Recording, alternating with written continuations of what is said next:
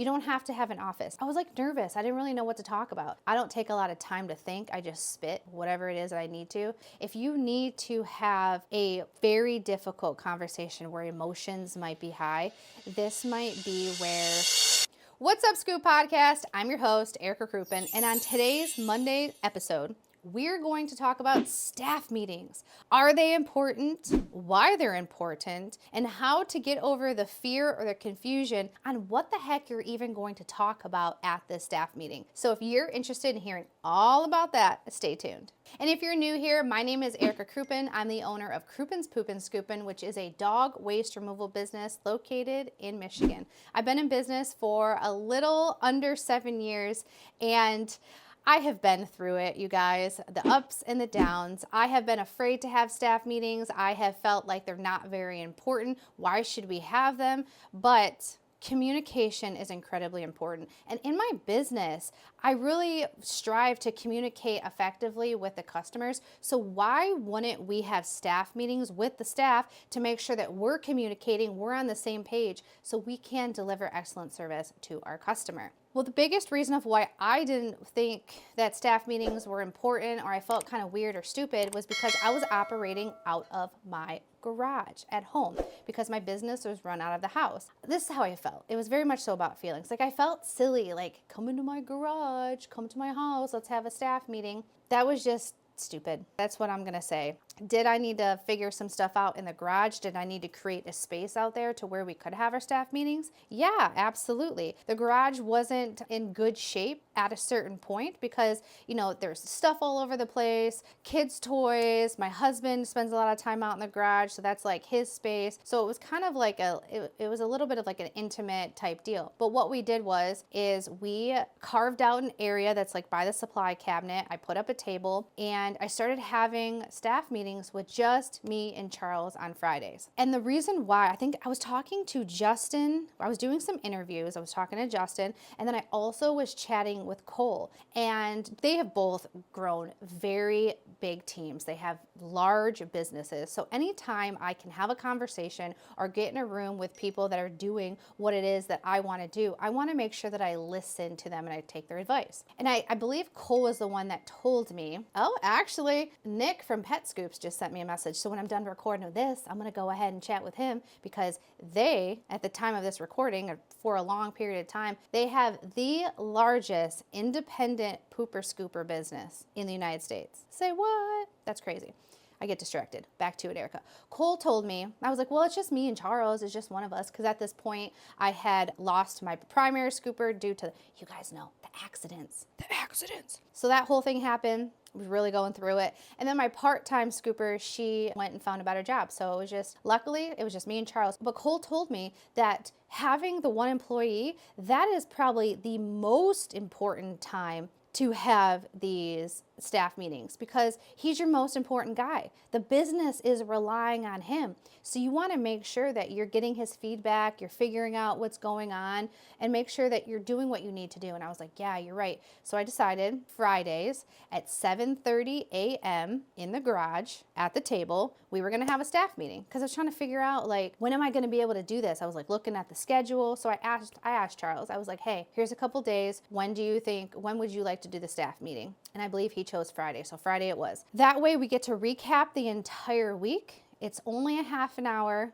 It's from 7:30 to 8. And then afterwards he scoops my yard because, you know, when you're the owner, why not put yourself on route? A little tip right there. Put yourself on route. Delegate.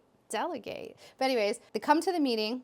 I have donuts and coffee. I asked him what his favorite donut was and how he likes his coffee. So I go to Dunkin' Donuts, I get that's ready for him. So he has a little treat. And then the first couple meetings, I was like nervous. I didn't really know what to talk about. So I just asked him, I'm like, all right, well, thank you for coming. In these meetings, I want this to be open. I just want to have an open dialogue. If there's any issues or anything going on that we didn't talk about through the week, this is where we need to talk about it. If you have ideas, this is where we need to talk about it. If there's complaints, let's work it out. Let's figure out what we need to do. So basically with our meetings, we we've just been reflecting on the previous week. I'm able to show him stuff in the CRM, like routing, and get his feedback. And then he is a processor, because you have different communication styles. Like me, when somebody asks me a question, I can usually like kick out an answer pretty quick. Then you have other people that need to think on it. So you can present the question or present the issue and then be like, all right, we'll think about it for next week and then we will revisit. I learned this with my husband because he's a processor. Like I would ask him a question, I'd be staring at him. I'm like, why aren't you responding? He has to process it. Me, I don't take a lot of time to think. I just spit whatever it is that I need to. I'm not saying that's good. I'm not saying it's bad. I'm just saying everybody has their own communication styles. And these meetings don't have to be long. I say half an hour tops. And it's also important because as solo scoopers, we're out by ourselves. We're not working with anybody else. So it's nice for people to come together and to be able to have that time to build community and exchange laughters.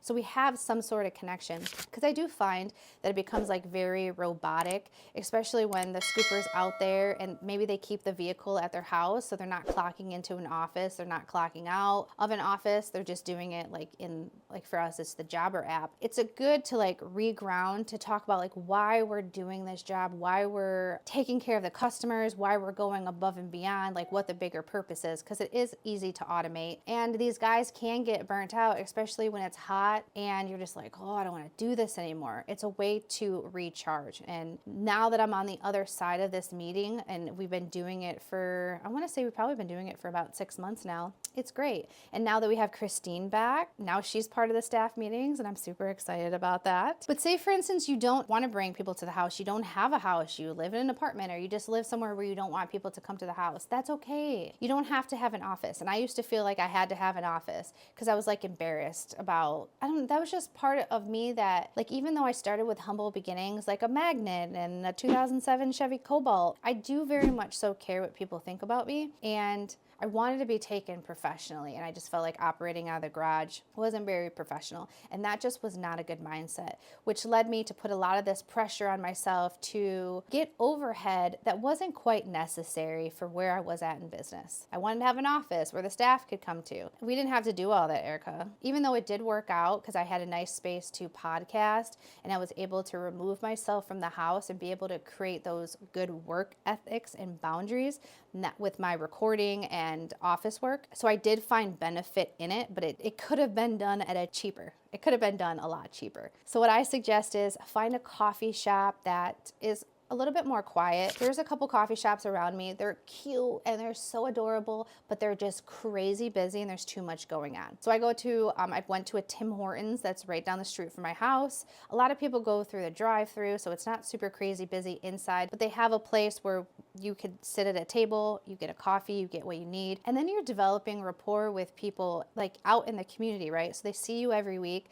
they know your order, they know you're having your staff meeting. Like, don't feel weird. As long as you're purchasing some product from them, you're keeping the area clean, and you're not taking up space for hours at a time, they're not going to care if you're holding a staff meeting there. Or you can pick a diner or something that's just casual. It's building community. You're having a good time while delivering information and making sure that the business is running smoothly. Sometimes during these meetings, you do have to have difficult conversations. And I think not doing it at the house could be beneficial depending on what the conversation is. If you need to have a very difficult conversation where emotions might be high, this might be where possibly you meet at a neutral place, or you have a friend that owns a business or something like that that will allow you to rent an office space or rent something to have those difficult conversations. I had a friend of mine that owns a body shop, and when I was first hiring,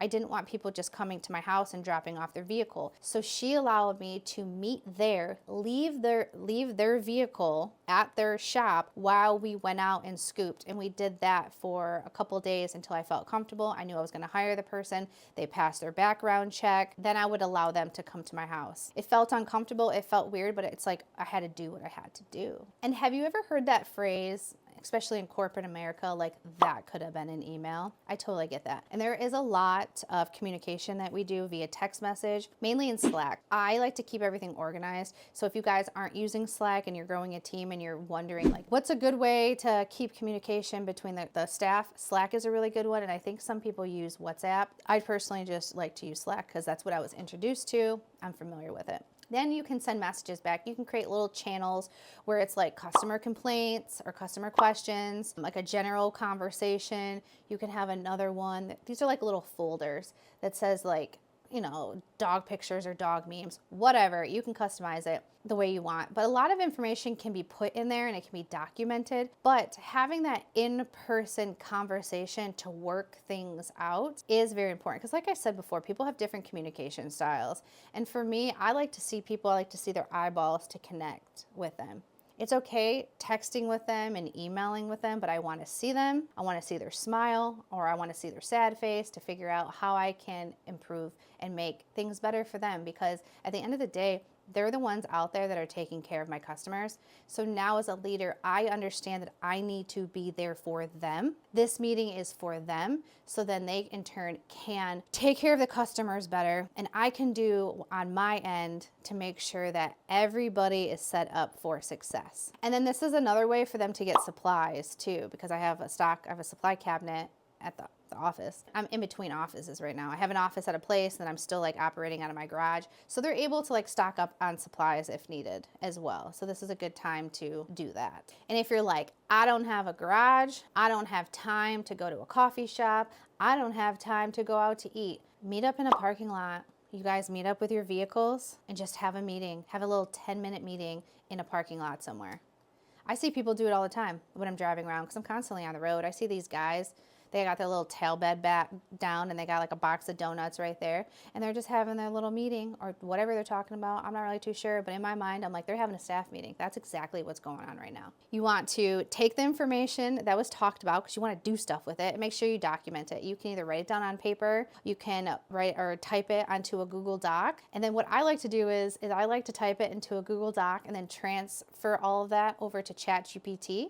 And I'm like, hey, Chat, this is the meeting notes. This is what we talked about. Help me figure out a plan of how we're going to use this information to improve the company, and then give me a list of the things I need to take care of. So if it's like certain customers need to be updated in the system, like a closed gate photo thing needs to be removed because they don't have a gate, or customers going out of town, whatever it is, I go through, I can knock all of that stuff out, and then I have somewhat an agenda for the following week. And if you have employees that are like, oh, this is stupid, and there's pushback, you have to tell them it's mandatory. It's mandatory. They have to be there. This is how we're going to keep this company moving forward. And you might get to a point where you're like, you know what? I don't want to lead. I don't want to lead the staff meeting. So maybe you have your lead scooper lead the staff meeting and you help them gain those skills and learn how to do that, because now you're helping develop your team. And that's really what this is all about, is making sure that we're developing and pouring into our people so then they can be better, which better in turn serves the customer better. All right, well, this one was kind of short and sweet. What's going on this week?